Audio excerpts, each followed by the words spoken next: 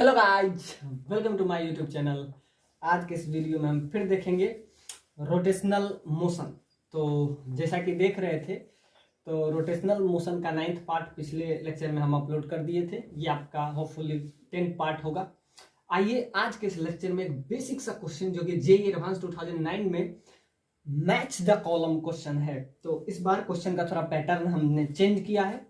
अब तक हम सब्जेक्टिव क्वेश्चन ले रहे थे, लेकिन इस बार हम मैच द कॉलम लेके आए हैं, और जो कि बहुत इंपॉर्टेंट है। 2009 में ये क्वेश्चन पूछा है। एक बार हम क्वेश्चन ही, आपका P है, ये आपका Q है, ये आपका R है, ये आपका S है, और A B C, और ये आपका लास्ट में क्या है, D है। तो इसमें आपका हर चीज एक प्रॉब्लम, हालांकि ये प्रॉब्लम है तो रोटेशन का, लेकिन बाकी सारे कंसेप्ट आपका क्लियर हो जाएंगे। और सारा जो है सिस्टम, जैसा कि ये V कांस्टेंट वेलोसिटी से मूव कर रहा है, कांस्टेंट वेलोसिटी से, ये भी आपका कांस्टेंट वेलोसिटी से मूव कर रहा है। हालांकि ये नॉन विस्कस है, ये आपको दे दिया हुआ कि नॉन विस्कस है, और ये नीचे जाएगा। So a sphere is released and move down in a liquid, जो कि आपको यहां दिख रहा है, और बाकी आपको इस प्रॉब्लम में दिख ही रहा है। और ये जो लिफ्ट है, lift is going down with constant velocity, जो कि हम पहले भी आपको बता दिए हैं। और ये जो है रिंग मैग्नेट है, ये आपको रिंग मैग्नेट, ये आपका Y है, ये आपका Z है। It is put in frictionless optical plastic so that they repel each other, they repel each other. और ये जो है एक्स वाले पॉइंट पे, ये इसका अपर मोस्ट पॉइंट है, और सारा एक ही एक्सिस पे है। तो इससे आपको क्वेश्चन पूछा गया। तो ये आपका PQRS, ये आपका ABCD हम देखते हैं। तो इसमें आपको कुछ ऐसा दिया गया है कि ये जो लिफ्ट है, जो कांस्टेंट वेलोसिटी से नीचे आ रहा है, और ये इंक्लाइनेशन इसका समझिए कि अगर थीटा है, और ये जो ऑब्जेक्ट है, जो ऑब्जेक्ट Y है, और ये Y ऑब्जेक्ट V वेलोसिटी से क्या हो रहा है, स्टेप डाउन हो रहा है, मतलब कि कांस्टेंट गोइंग डाउन। अब यहां पे हम लिफ्ट यूज किए हैं, तो यहां पे दिया हुआ है lift is going down with constant velocity. और S वाले पार्ट में आपसे सिंपली कहा गया है कि non viscous liquid, non viscous liquid, a sphere is released and moved down, a sphere is released and moved down in the liquid। तो ये नीचे आ रहा है, यानी move down in the liquid। ये जो है आपका V वेलोसिटी से, ये आपका V वेलोसिटी से नीचे आ रहा है। तो ये भी आपको दिया हुआ है। और यहां पे आपको दिया हुआ है ring magnet Y and Z, ring magnet Y and Z, which is oriented just like that, the frictionless vertical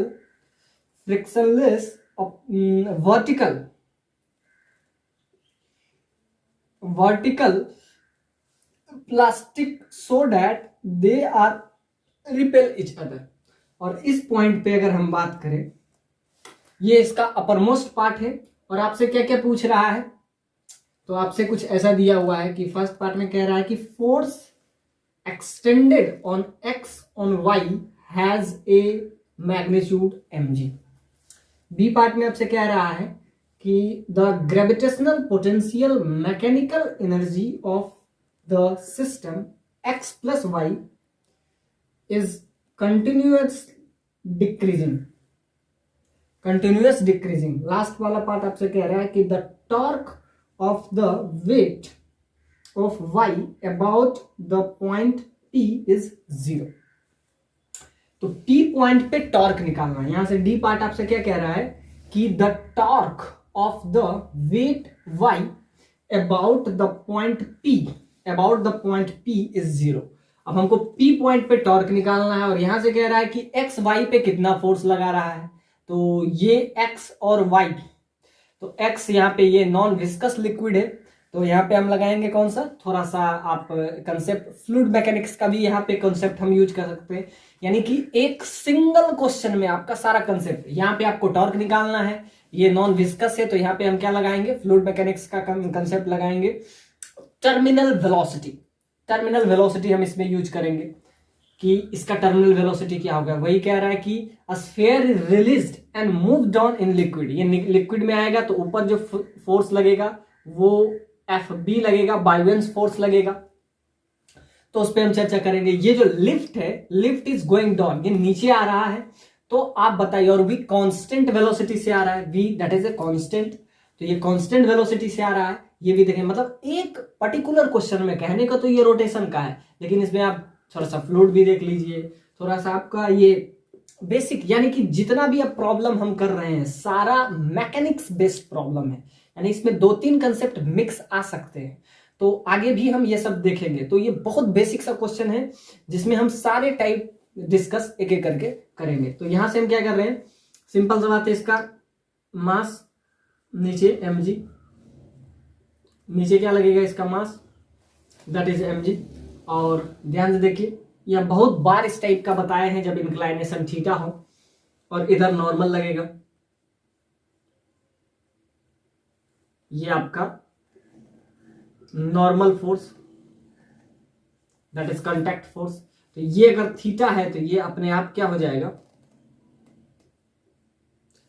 ये आपका हो जाएगा ये 90, ये थीटा, ये 90, तो ये 90 माइनस थीटा, और ये अगर 90 माइनस थीटा है तो ये आपका क्या हो जाएगा, ये आपका हो जाएगा थीटा। तो ये थीटा अगर हो गया तो इधर आपका हो जाएगा mg का एक कंपोनेंट, इधर हो जाएगा mg cos थीटा, हमेशा की तरह वही, तो इधर cos थीटा और इधर हो जाएगा mg sin थीटा। तो जिसके साथ थीटा होता है वो आपका cos थीटा होता है, बाकी जो 90 डिग्री, यानी कि दोनों के बीच में एंगल 90 डिग्री बनना चाहिए, जो कि आपका बन भी रहा है।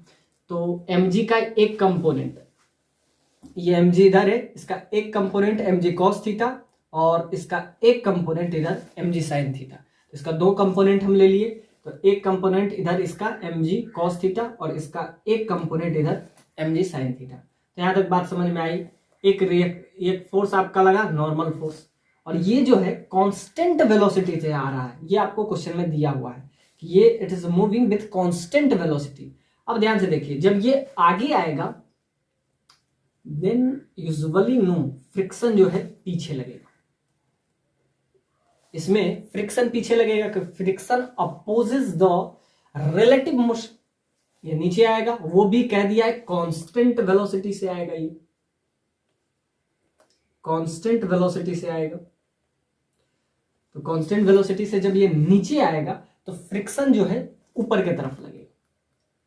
So friction is acting on this way. अब फ्रिक्शन का वैल्यू आपको पता होता है हर बार की तरह, फ्रिक्शन क्या होता है, that is equal to mu into N. अब नॉर्मल फोर्स क्या हो जाएगा, तो नॉर्मल फोर्स ऊपर लग रहा है और उसके अपोज में जो फोर्स लग रहा है वो ये कुछ ऐसा लग रहा है, mg का एक कंपोनेंट ले लिए, so normal that is equal to, clearly यहां से दिख जाएगा कि at equilibrium position, at equilibrium position, क्योंकि मोशन जो भी हो रहा है, मोशन सिर्फ अगर इससे आप ले ले, let's this is X axis and this is Y axis, अगर इससे आप एक्स एक्सिस ले लेते हैं तो इसके परपेंडिकुलर जो होगा वो वाई एक्सिस होगा। यहां तक बात समझ में आ जाता है। mg का 2 कंपोनेंट हम ब्रेक किए, एक का कंपोनेंट जिससे थीटा इंक्लाइनेशन था वो mg cos थीटा हो गया, जिससे 90 माइनस थीटा था वो अपने आप sin थीटा हो गया। फ्रिक्शन म्यू इंटू एन होता है, जो कि आपको क्लियरली समझ में आ रहा है।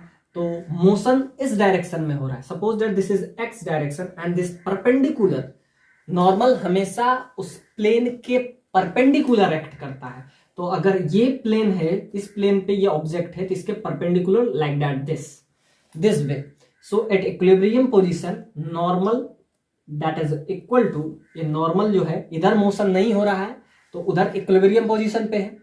जहां पे अनबैलेंस फोर्स होता है, यानी फोर्स बैलेंस नहीं होता है, वहां पे क्या होता है, मोशन होता है। तो इधर बैलेंस फोर्स नहीं है, इसको नीचे बुला कर रहा है, इसका mg का साइन कंपोनेंट इसको नीचे खींच रहा है, इसको अपोज कौन करेगा, तो अपोज ये कर रहा है आपका फ्रिक्शन फोर्स,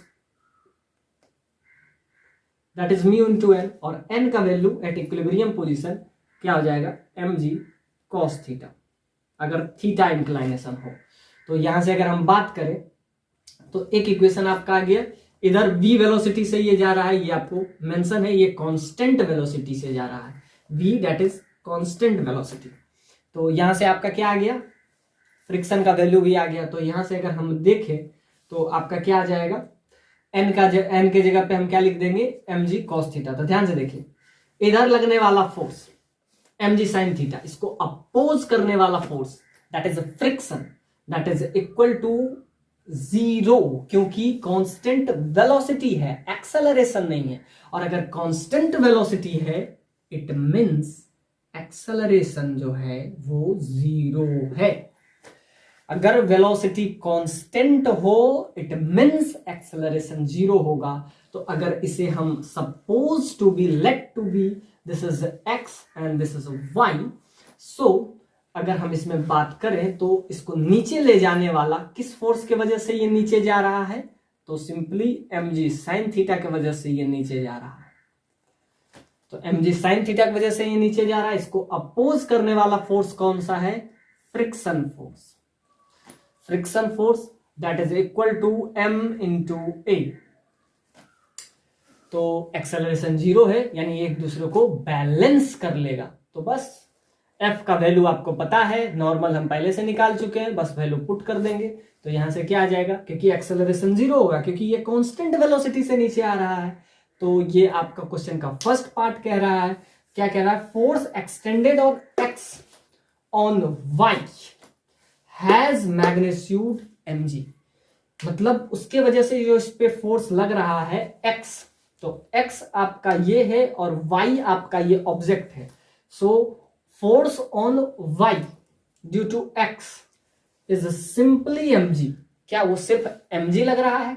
तो फोर्स की अगर हम बात करें तो दो फोर्स लग रहा है इस पर्टिकुलर, सिंपल सा बात है, इसके वजह से इस पे कितना फोर्स लग रहा है, यही आपसे फर्स्ट पार्ट में कह रहा है। It says force extended on the x, यानी कि इस पे, यानी कि ये जो आपका इंक्लाइनेशन है उस पे कितना फोर्स लग रहा है, फोर्स एक्सटेंडेड ऑन x, मतलब due to x on y पे कितना फोर्स लग रहा है। तो y पे ध्यान से देखिए, y पे पीछे फ्रिक्शन लगेगा, नीचे mg लग रहा है, और उसके परपेंडिकुलर तो कोई मोशन ही नहीं हो रहा है। तो वहां पे तो हम इक्विलिब्रियम पोजीशन कह दिए कि उधर ये आपका समझ, सपोज दैट ये आपका हो जाएगा y एक्सिस, ये हम क्या ले लिए इसको, y एक्सिस, और ये जो मोशन हो रहा है ये आपका क्या हो जाएगा, x एक्सिस। तो ये x एक्सिस पे मोशन हो रहा है। तो यहां पे हम नेट फोर्स, तो इधर ले जाने वाला mg sin थीटा, अपोज करने वाला friction that is equal to m into a. तो a 0 हो जाएगा, तो ये एक दूसरे को बैलेंस कर देगा। तो इधर ले जाने वाला फोर्स हमको पता है और नॉर्मल फोर्स पता है। तो नेट फोर्स की अगर बात करें, नेट फोर्स की बात करें, वही पूछ रहा है आपसे, force extended on x on y पे कितना फोर्स लग रहा है। तो ध्यान से देखिए, एक कांटेक्ट फोर्स है, ये आपका कांटेक्ट फोर्स होता है, नॉर्मल कांटेक्ट फोर्स है।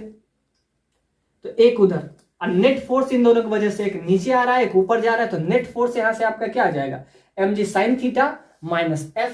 तो यहां से नेट फोर्स हमारा आ जाएगा। तो नेट फोर्स यहां से आ गया और ये इधर है। तो अगर हम ध्यान से देखिए, दो फोर्स आपका आ गया, एक नॉर्मल और दोनों एक दूसरे के परपेंडिकुलर है, तब उसका हम क्या निकालेंगे, रिजल्टेंट फोर्स। अब दो वेक्टर अगर परपेंडिकुलर हो और हमको, यानी कि यहां ध्यान से देखिए, ये दोनों 90 डिग्री पे है, एक नॉर्मल फोर्स जो कि कांटेक्ट फोर्स है और एक इन दोनों का नेट फोर्स। तो नेट फोर्स यहां से क्या हो जाएगा, mg sin theta minus f that is equal to m into a. क्योंकि ये कांस्टेंट वेलोसिटी से जा रहा है तो m इंटू ए क्या हो जाएगा, 0 हो जाएगा। तो यहां से क्या हो जाएगा, mg sin theta that is equal to 0। तो यहां से एक इक्वेशन आ गया, नेट फोर्स इस पे इतना लग रहा है, ये आपका नेट फोर्स आया जो कि इधर लग रहा है। अभी तो ये नीचे आ रहा है, ज्यादा कौन है, mg sin थीटा है, इसलिए तो नीचे जा रहा है। अगर f ज्यादा होता तो ऊपर चला जाता, ये नीचे जा रहा है, इसका मतलब mg sin थीटा क्या होगा, ये ज्यादा है। So mg sin theta that is equal to, यहां से आपका एक इक्वेशन आ जाएगा, इक्वेशन फर्स्ट, मोशन x में हो रहा है, y तो इक्विलिब्रियम पोजीशन पे है, तो मोशन अगर x में हो रहा है तो y तो सिंपली इक्विलिब्रियम पोजीशन पे रहेगा, तो इधर लगने वाला फोर्स y, ये आपको y एक्सिस ले लीजिए इसको, तो ये आपका हो जाएगा सिंपली x एक्सिस, तो मोशन y में नहीं हो रहा है तो इक्विलिब्रियम पोजीशन, तो यहां से आपको क्लियरली आ गया क्या, mg sin theta that is mu into n, और n का वैल्यू आपको पता है, फ्रिक्शन का value simply mu into n होगा। और यहां से आप अगर इसको थोड़ा सा कोरिलेट करें, so mg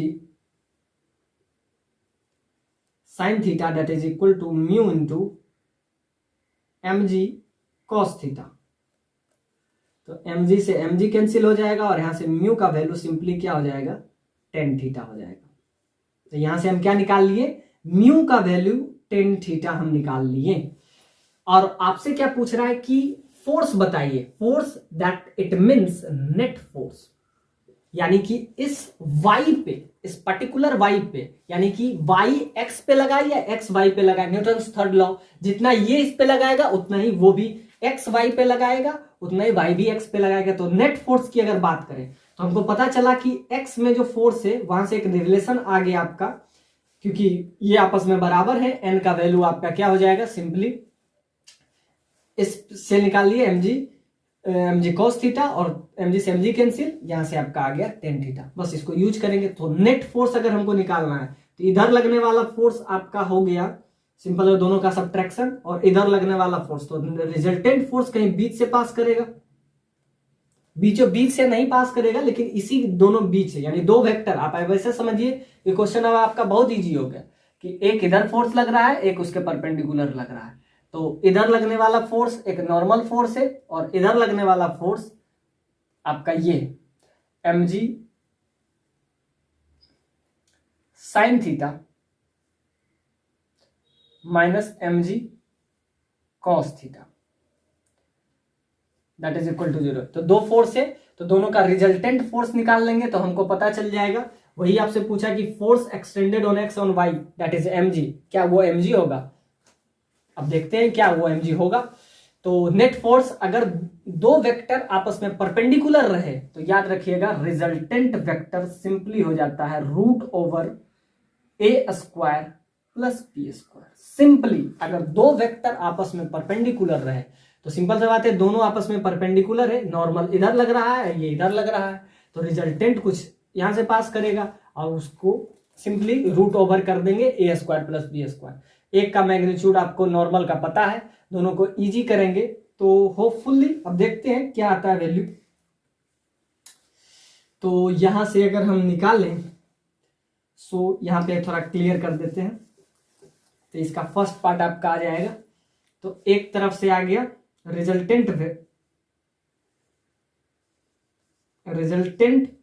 force on y due to capital X that is root over normal n square plus mg sine theta minus mu. तो यहां से आप समझ लीजिए इसको म्यू ही ले लेते हैं, तो म्यू स्क्वायर,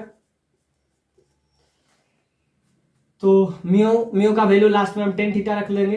अब बस इसको इजी कर लेते हैं, तो नॉर्मल का वैल्यू आपको पता है that is mg cos theta, mg cos theta का स्क्वायर प्लस टेन थीटा का स्क्वायर, ये आपका आ जाएगा। अब ध्यान से देखिए क्या theta is very very small, क्या ये mg के बराबर हो जाएगा। अगर थीटा को हम बहुत ज्यादा स्मॉल रखते हैं, theta is very very small, अगर इस केस में हम बात करें थीटा अगर बहुत स्मॉल होगा तो आपका ये हो सकता है, क्योंकि cos थीटा सिंपली 1 हो जाएगा, थीटा जब बहुत स्मॉल रहेगा और टेन थीटा 0 हो जाएगा। तो थीटा अगर बहुत स्मॉल है यानी इसका इंक्लाइनेशन बहुत स्मॉल है, हर बार हम यही लेते हैं, तो ये mg के बराबर हो सकता है। So this is your first part of this question, जो कि बहुत शानदार है, बहुत मैकेनिक्स का ये आपका थॉट था और यहां से आपको क्लियर आ गया कि इसका वैल्यू mg के बराबर है, यानी option A is right for P. तो ये बात समझ में आई। और दूसरा अगर हम इसमें बात करें तो अगर हम mg को नहीं ले, यानी mg को नहीं ले, एक नॉर्मल को ले, दूसरा फ्रिक्शन को, तो ये दोनों फोर्स क्यों ले? इसलिए क्योंकि ये दोनों फोर्स कांटेक्ट फोर्स है और आपसे क्वेश्चन पूछा जा रहा है कि force extended on X on Y, यानी एक दूसरे पे कितना फोर्स लगा रहा है। mg के वजह से होगा, लेकिन mg कभी भी कांटेक्ट फोर्स में नहीं आएगा। mg is not a contact force. ये तो आपका ग्रेविटेशनल पोटेंशियल एनर्जी में आ जाएगा, जो कि आपसे पूछ रहा है of x. Gravitational potential energy of x is continuously increasing. तो क्या इसका कंटिन्यूअसली इंक्रीज करेगा? तो ध्यान से देखिए, ग्रेविटेशनल पोटेंशियल एनर्जी क्या इंक्रीज करेगा हमेशा?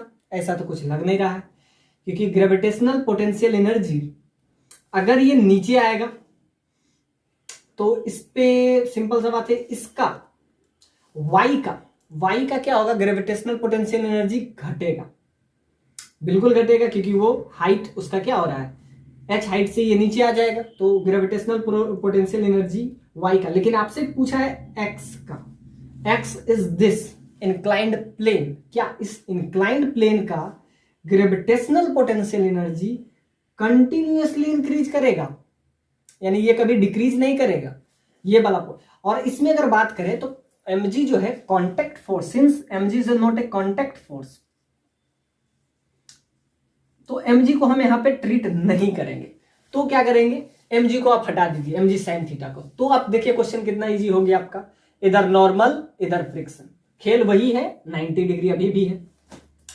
तो अब जो हम यहां पे लिख रहे थे नॉर्मल फोर्स के जगह पे एक फोर्स और हम लगा देंगे, दैट इज फ्रिक्शन फोर्स। अब हम देखते हैं क्या वो mg के बराबर होगा, क्योंकि बात क्या कर रहा है कि कांटेक्ट फोर्स की बात करें, mg कोई कांटेक्ट फोर्स नहीं है। वो भी आप ऐसे भी सोच सकते थे, तब भी आपका mg आ जाता, theta is very very less, लेकिन ये क्वेश्चन में दिया नहीं है।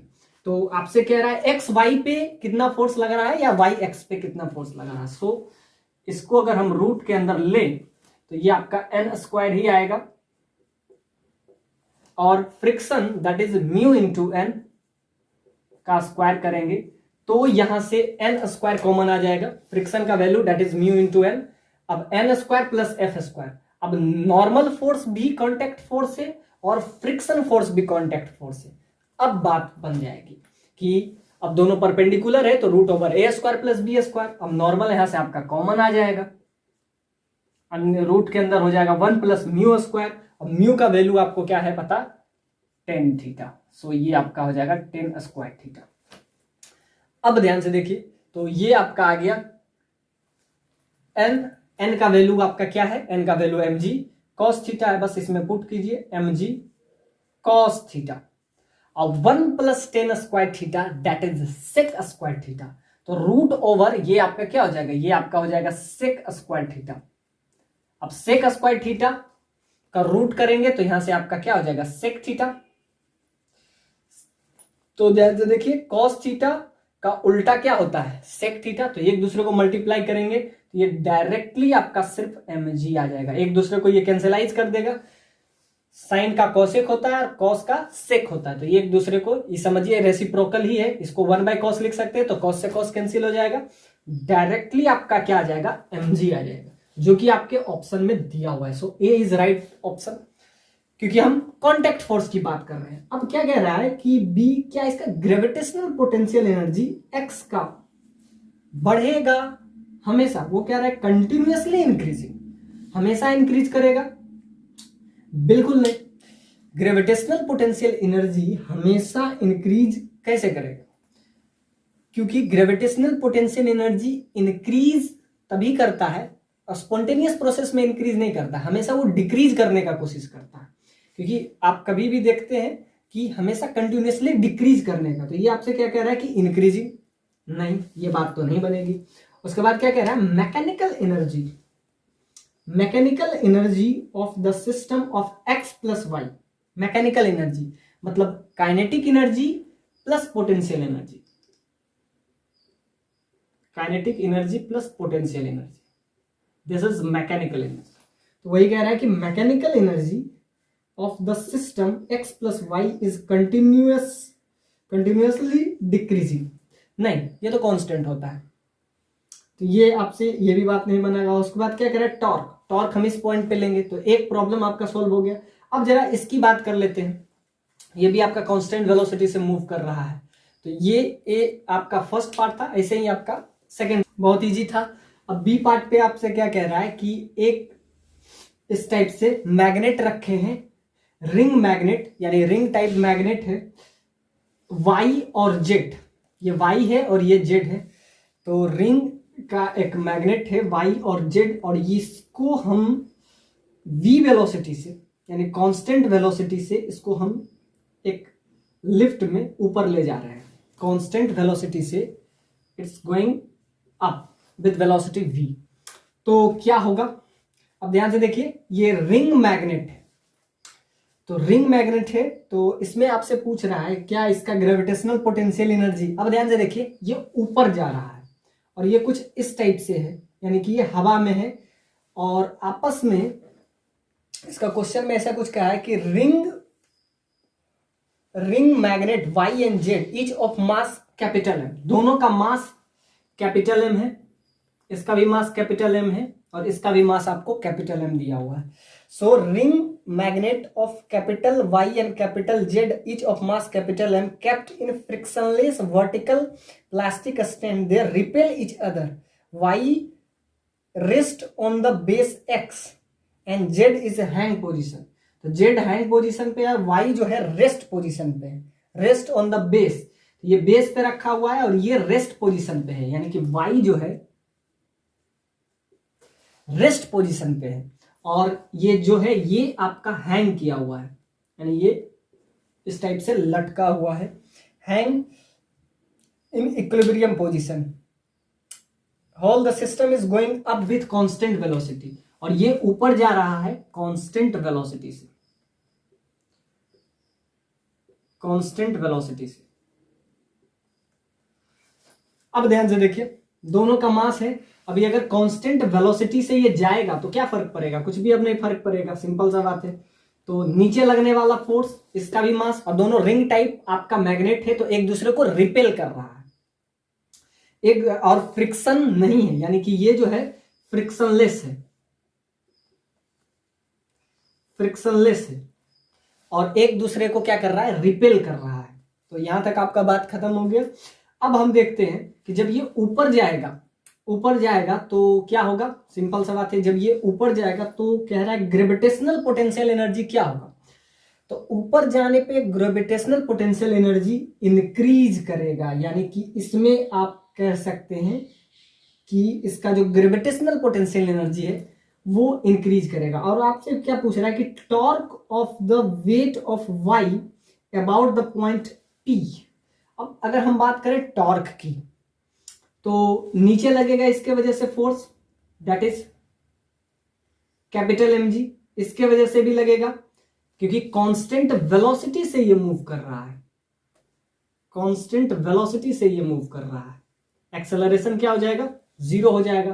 तो अगर ये कांस्टेंट वेलोसिटी से, तो ये ऊपर जाएगा और जाएगा किस वजह से, एम जी नीचे लग रहा है, ये भी एम जी नीचे लग रहा है, और ऊपर जा रहा है कांस्टेंट वेलोसिटी से। तो ये दोनों फोर्स, तो यही कह रहा है कि force exerted on X on Y, तो एक दूसरे पे कितना फोर्स लगाएंगे, ये तो पहले से रेस्ट पोजीशन पे है, एक्स वाई पे कितना फोर्स लगाएगा।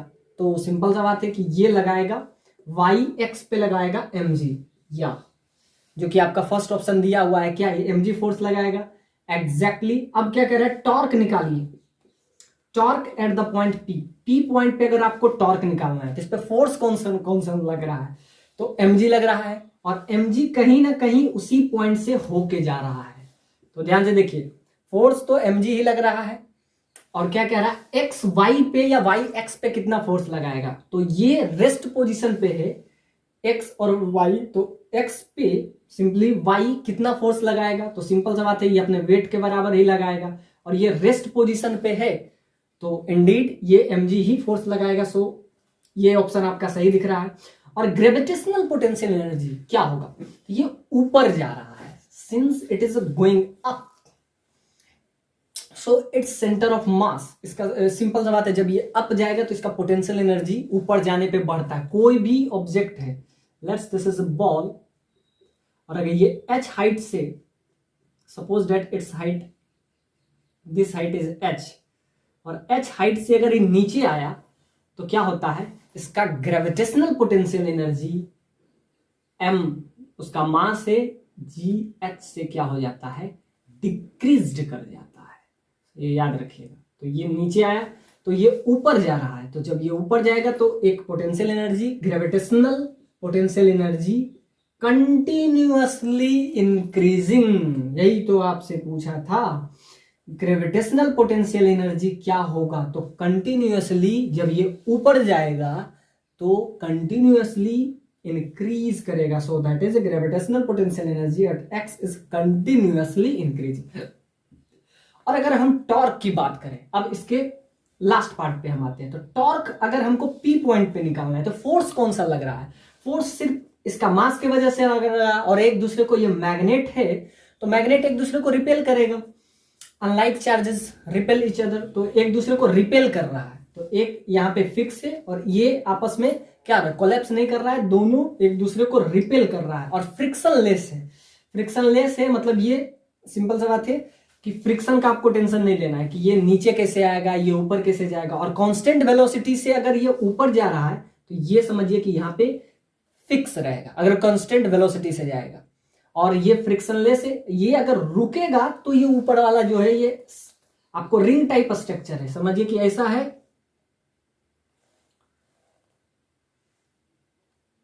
आप ऐसा समझिए, एक रिंग यहां पे है, एक रिंग यहां पे है, ये रिंग सिंपल सा बात है, ये आपका एक्स पोजीशन पे रखा गया है, और ये इस टाइप से हैंग पोजीशन पे है, ये जो है हैंग पोजीशन पे है। आप ले लीजिए, ये रिंग जो है ए है और ये रिंग बी है, और ये इसका दोनों का मास सेम है, mg है।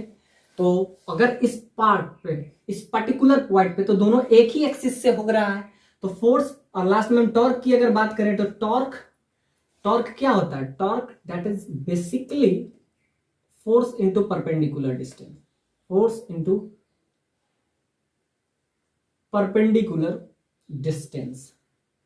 तो ध्यान से देखिए, हमको निकालना है टॉर्क कहां पे, पी पॉइंट पे, फोर्स कहां से पास कर रहा है, पी पे, तो सिंपल सी बात है, ये फोर्स कभी उसे रोटेट करवाएगा, टॉर्क क्या करता है, किसी को रोटेट कराता है, अगर टॉर्क यहां लगा तो इस टाइप से ये रोटेट करता है, लेकिन अगर टॉर्क, फोर्स तो लग रहा है, mg लग रहा है, लेकिन फोर्स mg लगेगा ग्रेविटेशनल पोटेंशियल एनर्जी की वजह से, लेकिन परपेंडिकुलर डिस्टेंस जीरो हो जाएगा, क्योंकि हमको पी पॉइंट पे निकालना है, इसको आगे पीछे एक्सटेंड करेंगे तो यहां से परपेंडिकुलर डिस्टेंस क्या हो जाएगा, जीरो हो जाएगा। तो वही पूछ रहा है कि टॉर्क क्या होगा, तो टॉर्क जीरो होगा, सो डी भी इसमें राइट आंसर हो जाएगा। अब अगर हम बात करें, ये आपका P था, P सोल्व किए, ये आपका Q था। अब आते हैं जरा सा हम इसके R वाले पॉइंट पे। तो ये बहुत इजी था कि टॉर्क निकालना था, तो उसी पॉइंट से होके जा रहा है, तो फोर्स तो है, mg फोर्स है, लेकिन परपेंडिकुलर डिस्टेंस जीरो होगा, तो सिंपल सा बात है, इसको पीछे करेंगे तो इसी पॉइंट से जा रहा है, तो परपेंडिकुलर डिस्टेंस जीरो हो जाएगा।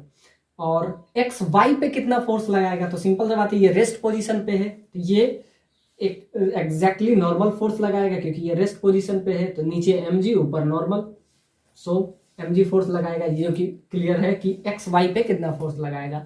ग्रेविटेशनल पोटेंशियल ऊपर जा रहा है, बढ़ेगा, तो यहां तक बात समझ में आया। अब आते हैं जरा आर वाले पे, तो अगर इसमें हम देखेंगे तो ये आपका मास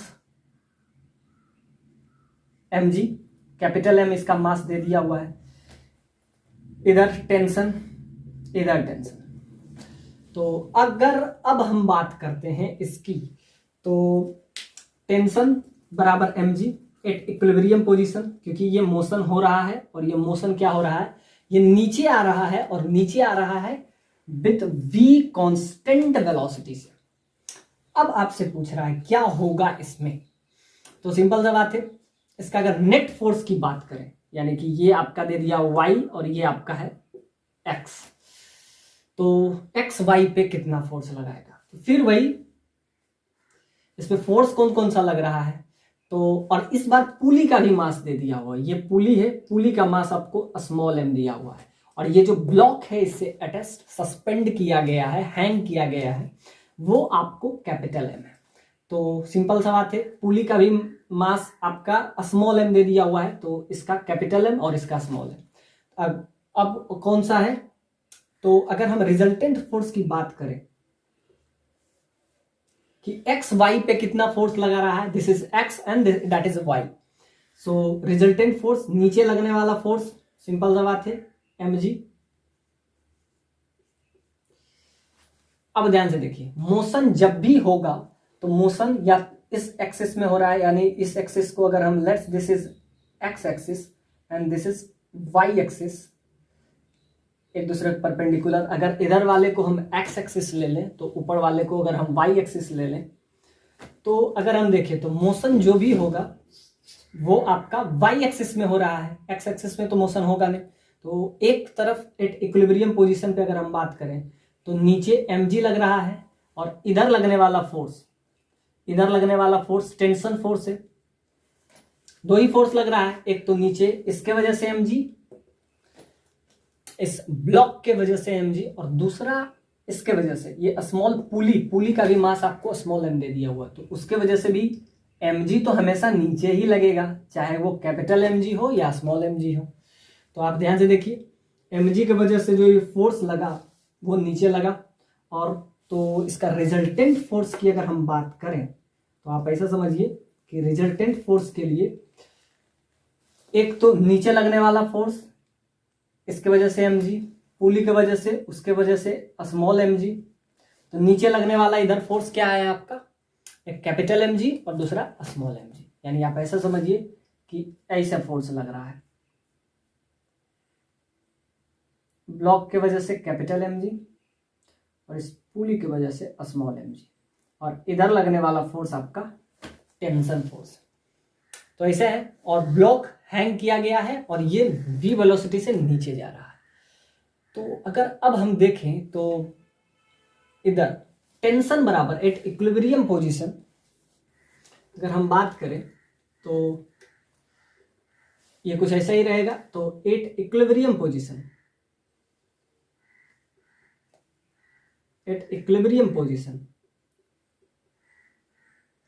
जब ये इक्विलिब्रियम पोजीशन पे रहेगा, यानी इस टाइप से ये रुका ही है मोशन जो भी हो रहा है, तो यहां से देखेंगे तो ये इधर लगने वाला फोर्स mg, पुली का मास नीचे है इसलिए mg की वजह से, पुली की वजह से नीचे mg, तो इधर ध्यान से देखते हैं तो ये आपका टेंशन जो होगा वो mg के बराबर हो जाएगा। कब, जब बात कर रहे हैं इक्विलिब्रियम पोजीशन को, जब ये इक्विलिब्रियम पोजीशन को अटेंड करेगा, यानी कि एक तरफ आप देखिए mg और दूसरा टेंशन, ऊपर टेंशन लग रहा है उसी को बैलेंस कर रहा है, तो ये टेंशन किस वजह से आया है, तो mg की वजह से। तो एक चीज यहां से बात समझ में आ गई कि एक इक्विलिब्रियम पोजीशन पे टेंशन mg के बराबर हो जाएगा, क्योंकि ऊपर लगने वाला, यहां से आप कहेंगे कि ऑब्जेक्ट से दूर जाते हुए टेंशन शो करेंगे, नीचे लगने वाला mg। तो यहां तक आपको बात समझ में आ गया कि नीचे लग रहा है कैपिटल mg, नीचे लग रहा है स्मॉल mg, और इधर टेंशन, और टेंशन किसके बराबर हो जाएगा, तो सिंपल सा बात है, टेंशन mg के बराबर होगा इक्विलिब्रियम पोजीशन पे। तो अगर रिजल्टेंट फोर्स की बात करें, resultant force x on y या y on x, that is root over T square, इधर लगने वाला टी स्क्वायर और नीचे लगने वाला small mg plus capital mg का होल स्क्वायर।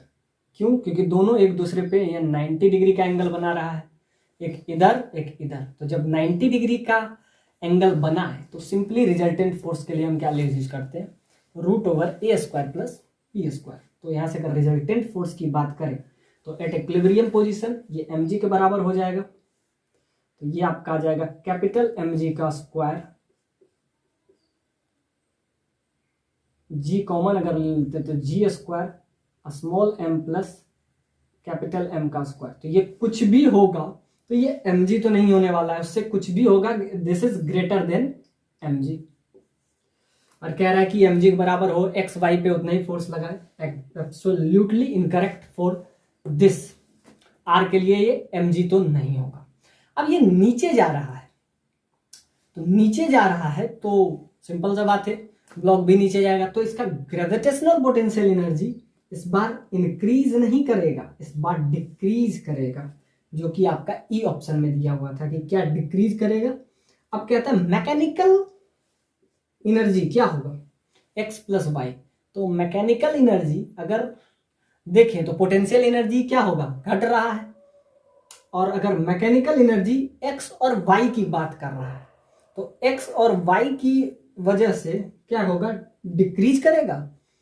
तो मैकेनिकल एनर्जी क्या होता है, that is kinetic energy plus potential energy, और वो सिर्फ एक्स और वाई की बात कर रहा है, सबकी बात नहीं कर रहा है, सिर्फ एक्स और वाई की।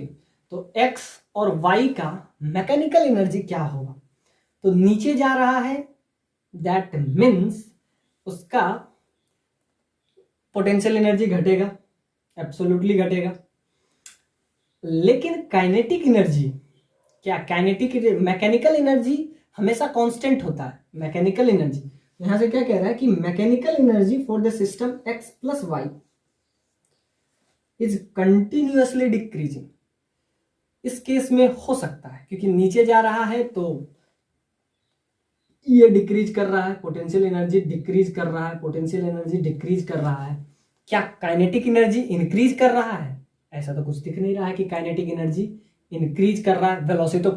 वेलोसिटी तो कांस्टेंट है, यानी पूरा सिस्टम का वेलोसिटी अगर v है तो यहां से हमको दिख नहीं रहा है कि इसका वेलोसिटी, तो काइनेटिक एनर्जी क्या होता है, half into M into V. तो यहां से तो आपको दिख रहा है कि वेलोसिटी अगर कांस्टेंट है, यानी वेलोसिटी बढ़ नहीं रहा है, यानी काइनेटिक एनर्जी क्या है, कांस्टेंट है, ये बढ़ नहीं रहा है, ये कांस्टेंट है।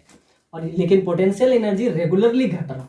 तो यहां से हम कह सकते हैं कि mechanical energy of the system it means X plus Y को सिस्टम ले लिए हैं, एक्स और वाई को हम सिस्टम ले लिए हैं, ये एक्स है और ये वाई है, यानी कि पुली और उसको दोनों को हम क्या ले लिए, एक्स ले लिए। तो ये क्या डिक्रीज करेगा, जो कि आपको समझ में आ रहा है।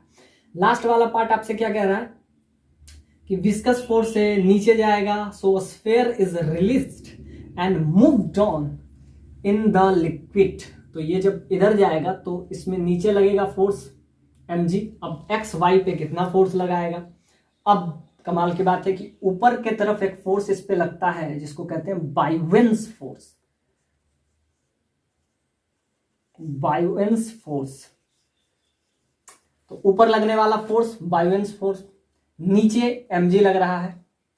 अब ये नीचे जाएगा भी तो और कोई फोर्स इस पे एग्जैक्टली विस्कस है जो कि mg के बराबर नहीं है। अब ध्यान से देखिए, ये नीचे आएगा और ये की दिया क्या गया है, नॉन विस्कस लिक्विड है, यानी विस्कस फोर्स मतलब टर्मिनल विस्कस फोर्स इस पे नहीं लगेगा। तो ऊपर लगने वाला फोर्स बायोवेंस फोर्स और नीचे क्या हो जाएगा, mg। तो क्या बायोवेंस फोर्स, तो वही आपसे पूछ रहा है कि एक्स वाई पे या वाई एक्स पे कितना फोर्स लगाएगा, क्या उसका वैल्यू mg के बराबर होगा। और आपको जैसा पता है बायोवेंस फोर्स का वैल्यू क्या होता है, v रॉ g, जो कि mg के बराबर नहीं होता है। तो यहां से रॉ का वैल्यू आपको पता है, रॉ क्या होता है, mg। तो रॉ आपका होता है मास बाय वॉल्यूम। तो यहां से v का वैल्यू अगर आप पुट कर दें तो क्या ये v टोटल mg के बराबर होगा, नहीं होगा, ये mg के बराबर नहीं होगा। क्योंकि सिंपल सा बात है कि विस्कस फोर्स यानी कि बायोवेंस फोर्स का आपका जो वैल्यू होता है वो टोटल mg के बराबर हो, नहीं, ऐसा तो कोई जरूरी नहीं है कि टोटल mg के बराबर थी। इसका जो होता है बायोवेंस फोर्स, सिंपल सा बात है, ये नीचे आएगा mg की वजह से, so buoyancy force that is equal to mg। क्योंकि ये नॉन विस्कस है तो विस्कस फोर्स तो ऊपर लगेगा नहीं, एफ बी का तो वैल्यू लगेगा नहीं विस्कस फोर्स। तो यहां से अगर हम बात करें तो एट इक्विलिब्रियम पोजीशन, इसमें इक्विलिब्रियम तो आएगा नहीं, सिंपल सा बात है, ये नीचे स्लाइड्स डाउन कर रहा है, तो इसमें आप ये नहीं कह सकते हैं कि इसमें इक्विलिब्रियम पोजीशन आएगा, ये अनबैलेंस फोर्स है। तो ये कभी भी mg के बराबर नहीं होगा। सो mg is greater than fb, और fb क्या होता है, fb बाइवेंस फोर्स होता है, जिसका वैल्यू आपको क्या पता है, रॉ यानी v रॉ g इसके बराबर होता है। ये mg के बराबर नहीं है, यानी कि जितना पानी डिस्प्लेस्ड होगा, जितना पानी डिस्प्लेस्ड होगा उतना ही बराबर होगा। तो जितना भी पानी अगर उससे डिस्प्लेस्ड हो रहा है, और वैसे भी नॉन विस्कस लिक्विड है तो विस्कस फोर्स तो लगाएगा नहीं। तो और दूसरा है कि ये जो है sphere is released and move in liquid that is constant force. तो सिंपल सा बात है, ये mg जो है mg के बराबर ये डायरेक्टली नहीं होगा, क्योंकि जो बाइवेंस फोर्स होता है वो v, यानी कि जितना भी पानी डिस्प्लेस्ड होता है उसका वॉल्यूम और रॉ और g के बराबर होता है, ये mg के बराबर नहीं होता है। सो ये फर्स्ट ऑप्शन इसके लिए भी इनकरेक्ट होगा। अब अगर हम देखें, अगर ये विस्कस फोर्स होता, लास्ट वाले पार्ट में यही दिया हुआ है कि अगर ये विस्कस फोर्स होता तो हम क्या बोलते, तो हम बोल सकते हैं कि ऊपर लगने वाला फोर्स 2 लग जाएगा F B plus F V, यानी कि वी इसका क्या हो जाता है, टर्मिनल वेलोसिटी होता है। अब ये mg के बराबर होगा। अब ध्यान से देखिए, क्या अब इसका मास, जब ये नॉन विस्कस था तब तो ये क्या बराबर होता है, रॉ जी एच से, यानी कि v रॉ जी से, यानी जितना पानी डिस्प्लेस्ड हुआ उसके मास के बराबर, यानी एक्स वाई पे mg का फोर्स टोटल नहीं लगाता, उससे कम ही लगाता है। अब ध्यान से देखिए, क्योंकि कोई भी ऑब्जेक्ट पानी में पूरी तरीके से यानी फ्लोली मतलब डूबेगा नहीं, तो अब ध्यान से देखिए विस्कस फोर्स में ये mg के बराबर हो जाएगा। तो वही कह रहा है कि फोर्स एक्स वाई पे लगा, यानी ये जो लिक्विड है एक्स वाई पे लगा और वाई एक्स पे लगाएगा। अब लगेगा जब ये विस्कस फोर्स इस पे लगेगा तब, यानी कि विस्कस फोर्स ऊपर लगने वाला फोर्स, बाइवेंस फोर्स ऊपर लगने वाला फोर्स, ये आपका विस्कस फोर्स हो जाएगा, viscous force that is equal to mg। अब ध्यान से देखिए, किसी भी टाइम में यहां पे विस्कस फोर्स यानी एक दूसरे के बराबर हो जाएगा, तो यहां से हम कह सकते हैं कि mg का जो वैल्यू है, यानी कि एक्स वाई पे जो फोर्स लगा रहा है वो mg के बराबर है। तो अगर ये नॉन विस्कस था तब नहीं लग रहा, तो mg से ज्यादा लग रहा था एक्स और वाई पे, दोनों पे, यानी कि जितना पानी डिस्प्लेस्ड करता उसी के बराबर फोर्स लगाता, लेकिन अब ये पूरा लगाएगा और इसका टर्मिनल वेलोसिटी इसमें आएगा, यानी कि ये इस टाइप से इसका कुछ ना कुछ इसका वेलोसिटी आएगा, वो आपका विस्कस फोर्स के वजह से ही आता है। तो ये आपको समझ में आएगा। अब क्या कह रहा है, ग्रेविटेशनल पोटेंशियल एनर्जी नॉर्मली क्या होगा, डिक्रीज करेगा, यानी कि डिक्रीज करेगा। और अगर बात करें इस पॉइंट को, let's this point is P, ये पॉइंट आपको P दिया हुआ है, तो क्या mg के वजह से जो इस पे टॉर्क लगेगा क्या वो जीरो होगा, नहीं, इस बार जीरो नहीं होगा, क्योंकि इस बार mg इधर लग रहा है और बीच का परपेंडिकुलर डिस्टेंस कुछ भी है।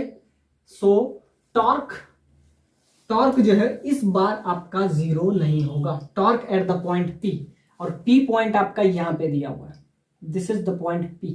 सो torque at the point P is not equal to zero, जो कि आपका कह रहा है जीरो होगा, यानी इसमें जीरो नहीं होगा।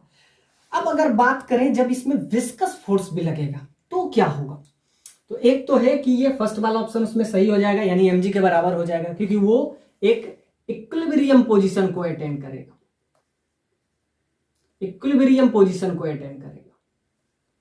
तो mg के बराबर हो जाएगा, यानी force extended on x on y has magnitude that is mg। अब क्या बात करते हैं, ग्रेविटेशनल पोटेंशियल एनर्जी की बात करते हैं, और यहां तक देख लिए कि इस बार टॉर्क जीरो नहीं होगा, क्योंकि टॉर्क उसी पॉइंट से होके नहीं जा रहा है, इसमें उसी पॉइंट से होके जा रहा था, इसलिए 0 हो गया। अब फोर्स इधर लग रहा है, हमको इस पॉइंट पे निकालना है टॉर्क, इस पॉइंट P पे निकालना है torque, that is not equal to 0। अब अगर हम बात करें कि ग्रेविटेशनल पोटेंशियल एनर्जी का क्या फर्क पड़ेगा जब इस पे विस्कस फोर्स भी लगेगा, क्या डिक्रीज करेगा क्योंकि ये नीचे जा रहा है? बिल्कुल नहीं, दो फोर्स ऊपर लग रहा है, तो इसका जो सेंटर ऑफ मास होगा वो कहीं ना कहीं, ये ऑब्जेक्ट तो नीचे ही जाएगा, लेकिन इसके वजह से अगर हम देखें तो इसका ग्रेविटेशनल पोटेंशियल एनर्जी यानी इसका सेंटर ऑफ मास जो होगा, अगर हम विस्कस फोर्स की बात करें तो इसका सेंटर ऑफ मास ऊपर शिफ्ट होगा, तो जिसके वजह से ग्रेविटेशनल पोटेंशियल एनर्जी इसका घटेगा नहीं, यानी कि डिक्रीज नहीं करेगा, यानी कि इंक्रीज करेगा। और लास्ट में कह रहा है मैकेनिकल एनर्जी, तो mechanical energy of X plus Y, तो एक्स प्लस वाई क्या हो जाएगा, कंटिन्यूसली डिक्रीजिंग करेगा। एग्जैक्टली सिंपल सा बात है कि ये नीचे जब आएगा तो इसका ग्रेविटेशनल एनर्जी यानी जब इसका सेंटर ऑफ मास ऊपर शिफ्ट होते जाएगा तो पोटेंशियल एनर्जी इसके बढ़ने के बजाय इसमें घटने के बजाय इसमें बढ़ेगा। और रही बात काइनेटिक एनर्जी,